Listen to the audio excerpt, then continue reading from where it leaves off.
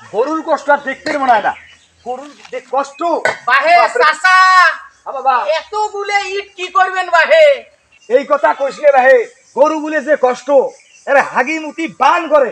এই গরুর জন্য টিনের ঘর আর ওই মেঝে পাকা করি। কোন কি বাহে, তোমার ছোট বেড়ায় থাকে ভাঙা ঘরত, ঝড় বৃষ্টি আইলে পানি শস্য রইয়া পড়ে। তোমার বেড়ায় থাকে ভাঙা ঘরত, আর তোমার গরু ছাগল থাকবে বিল্ডিং এর ঘরত। তোমার বেড়া একটা তো ঘর করি দিবে রে পান। শালি মন্দির বেটা তোর কুষ্টিক মারং তাও বেশি ফেটলা ধরিয়ালু। মোর বেটাই কি তো দাঁড়া লাগছে। দালাল নয় বাহে, তোমরাই বেড়া জন্ম দেন নাই।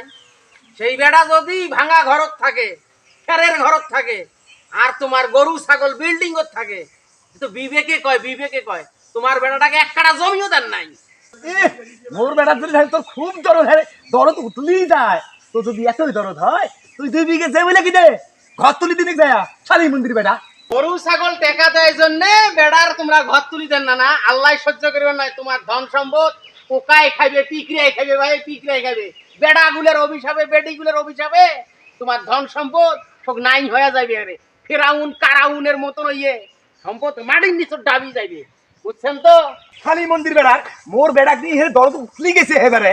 কি পাইছি গো শালি মন্দির বেড়া এতই যদি দরদ হয় তুই মোর বেড়ার নামে জমি লিখি দে, বাড়ি কিনি দে, অমুক কর তমুক কর। বেটা মোর ফাটে উগের, মোর দরদ নাই। বাপরে বাপ কি হিতে গাঙ্গি কথা। মোর বেটা ইয়ে কিছু করি খেলেছি না, এই কিছু করি খেলেছে গো।